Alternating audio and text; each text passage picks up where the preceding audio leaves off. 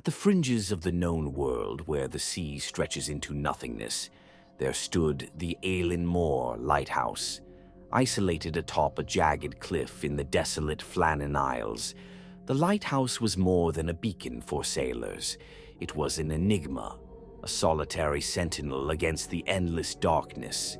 It stood as though frozen in time, its stone walls eroded by salt and years, its very presence a silent witness to forgotten history.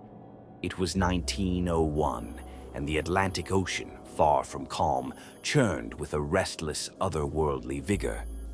The winds in these parts did not merely howl, they seemed to whisper secrets, unintelligible and disquieting.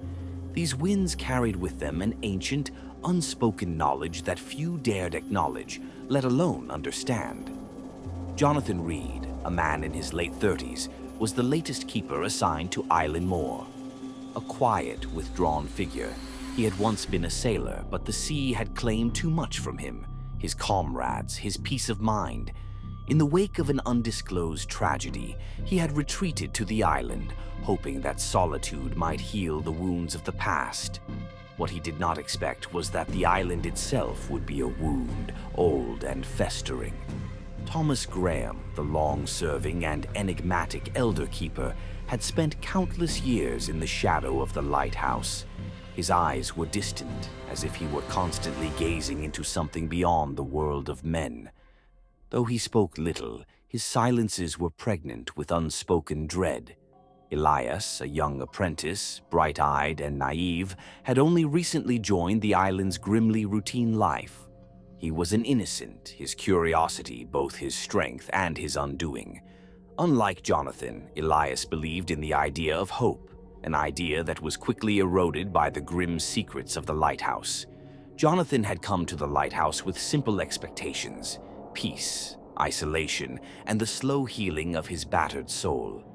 What he found was a place that seemed not just forgotten, but abandoned by time itself. There was something ancient about Island Moor, something far darker than the island's rugged beauty let on. It began on the first night when Jonathan noticed a strange, flickering light beneath his bedroom door. Upon inspection, he found a weathered journal lying beside the bed. The journal was not his. It was filled with scrawled notes from a previous keeper. The entries began innocuously, recording the weather, routine maintenance, but the further Jonathan read, the more disturbed the entries became. The handwriting turned frantic, the words increasingly disjointed, as though the keeper was losing his grip on reality. A final entry stood out: "The lighthouse is the only thing standing between us and the deep. Do not let the light go out." Jonathan's curiosity grew, and so did his unease. He soon discovered a locked door at the bottom of the lighthouse stairs, a door that Thomas refused to discuss. When Jonathan inquired, Thomas simply said, "Some doors should never be opened." But Jonathan's mind was set. The more Thomas avoided the truth, the more Jonathan felt he had to uncover it. The heavy iron key in Jonathan's hand seemed to pulse with an energy of its own as he turned it in the lock. The door creaked open, revealing a cellar that had been untouched for years. But the air was thick with something else, a presence. It was not just dust and neglect that filled the room. It was a palpable, ancient force that seemed to breathe in the dark. The cellar was damp, the walls slick with moisture, and there, in the center of the room, was a crude, circular symbol etched into the stone floor. Surrounding it were strange markings, symbols that were not meant to be understood, their very geometry disturbing the mind. At the center of the circle rested a large, ancient book, its leather cover cracked with age. The book felt wrong, as though it had absorbed years of unspoken horror, its presence unsettling. Before Jonathan could reach the book, a voice stopped him, a rasping, hoarse whisper. Thomas stood in the doorway, his eyes wide with terror. "You shouldn't have come here," he warned, his voice trembling. "This place was built for one purpose only, to keep it contained." Thomas's words were cryptic, but their meaning soon became clear. The lighthouse had been constructed not to guide ships, but to imprison something that slumbered in the depths. And the light was the only thing keeping it from awakening. As the days passed, Jonathan grew increasingly disturbed. The lighthouse, it seemed, was alive with its own secrets. Every night the wind carried whispers, voices that seemed to call his name, soft and insistent. Elias, too, began to change, his cheerful demeanor slipping into one of quiet dread. He spoke of strange dreams, dreams of vast, dark shapes beneath the ocean, of eyes that stared without blinking, and of voices that spoke in a language unknown. The behavior of the keepers became more erratic.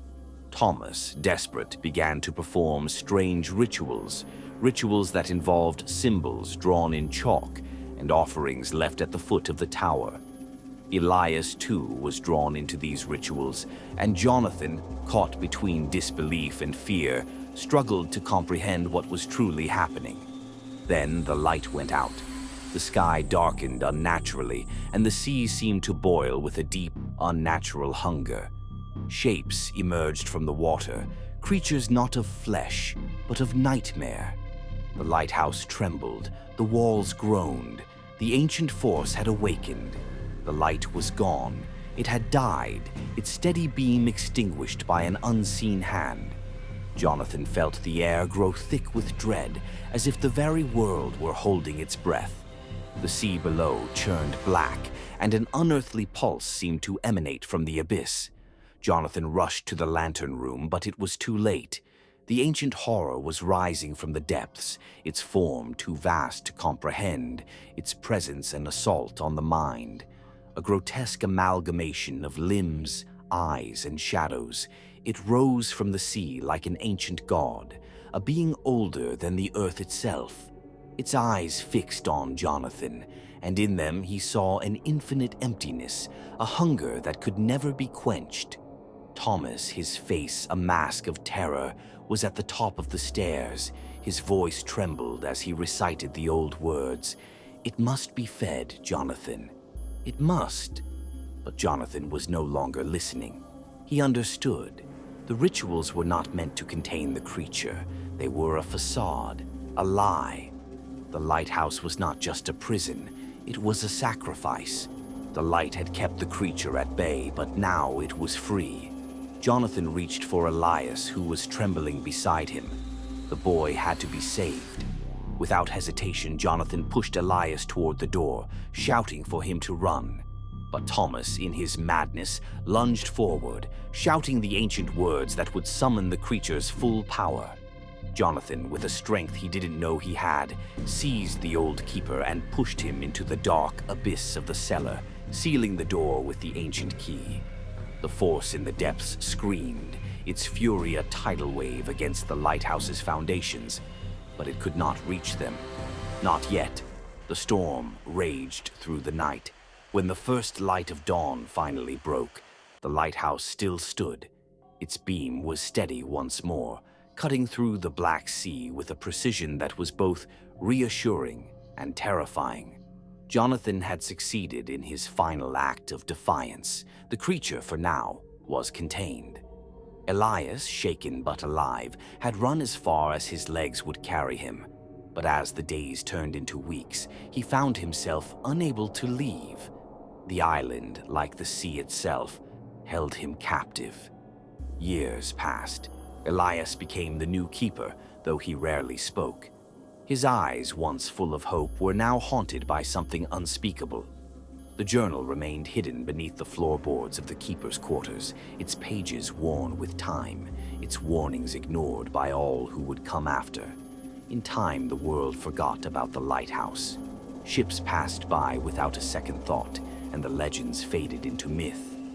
But the light never went out, and as long as it burned, the darkness would remain contained.